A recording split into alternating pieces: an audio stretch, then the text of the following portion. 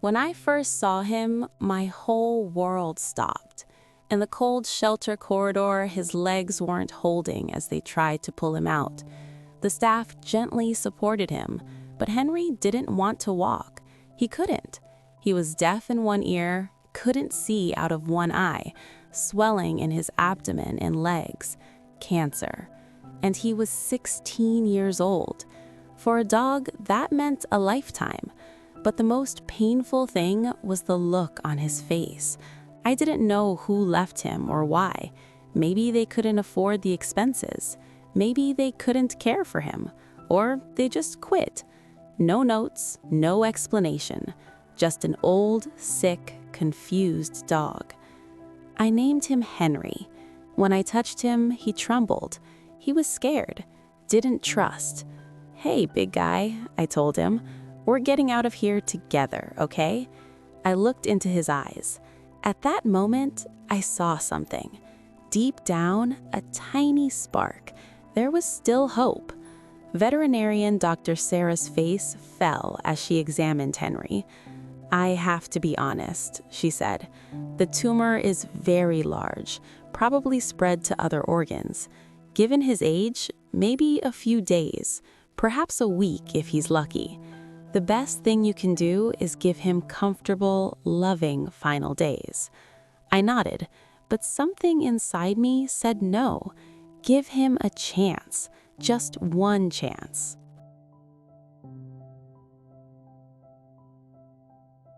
That night, I took Henry home.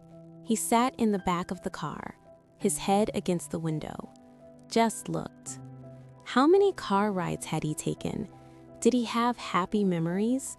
Parks, beaches, his family's smiles? And if you're still watching but haven't subscribed yet, I'd really appreciate it.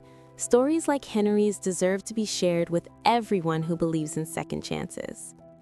When I opened the door, my other dogs ran over. Henry backed away. "Slow, slow," I told them. My little boy Shiloh slowly approached, reached out his hand. Henry started sniffing. Then Shiloh kissed his head. At that moment, for the first time, I saw Henry's tail wag slightly. That night was difficult. I could read the pain on his face every time he moved. I lay beside him, put my hand on his back. "You'll be okay, buddy," I said. "I promise." Morning came. With the first light, a real miracle began. Henry woke up, but this time was different. His eyes were open, shining. When I said, "Good morning, beautiful boy," he tried to walk toward me. Slow, wobbly, but he was walking on his own. "Time to see Dr. Sarah," I said on the third day, surgery day. We had to remove the tumor, but the risk was enormous. "He may not survive," Dr. Sarah said. "He's old. His heart may be weak, but if we don't, he'll suffer." "Let's do it," I said. "Henry wants to fight."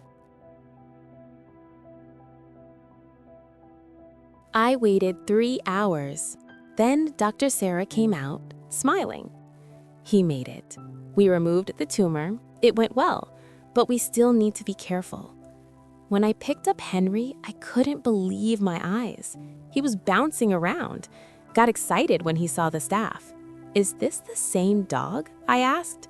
"Sometimes," Dr. Sarah said, "all they need is a little hope." When we got home, everything changed. Henry wasn't just surviving, he was living. Every day he did something new.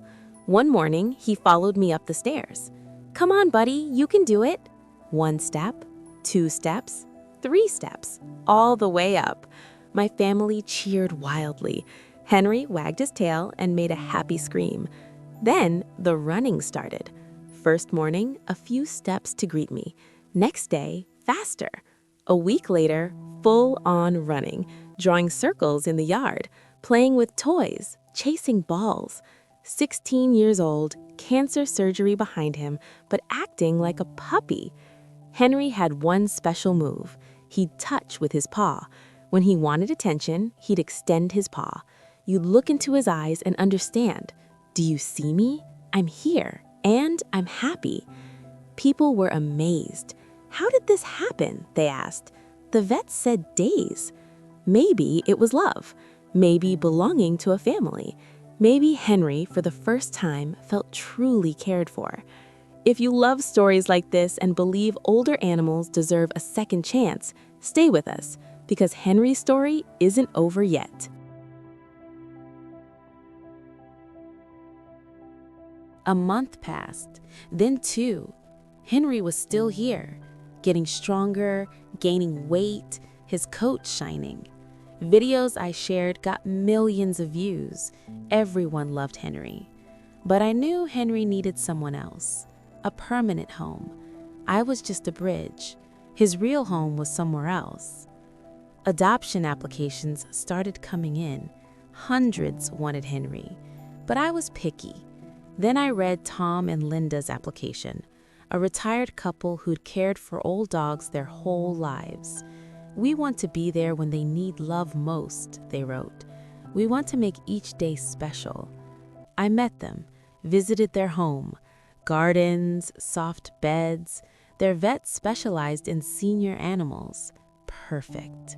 When farewell day came, Henry was happy. He jumped to Tom and Linda, into their arms, licked their faces. I cried happy tears. "This is your new home, beautiful boy, and nobody's abandoning you this time." First photo came a week later, Henry playing with toys. Second photo a month later, sleeping beside Tom. Third photo 3 months later, at the beach. 6 months later, Linda called. Her voice shook. "The tumors are back. Doctors say there's nothing more. But Henry's happy, gets tired each day, but still lies in the sun, eats his food, loves us." 9 months later, I got the last photo. Henry on a blanket in Linda's lap. "We're going to the vet tomorrow. It's time." But these 9 months were the best of our lives. Henry taught us love, care, the value of the present moment. Next day, the call came.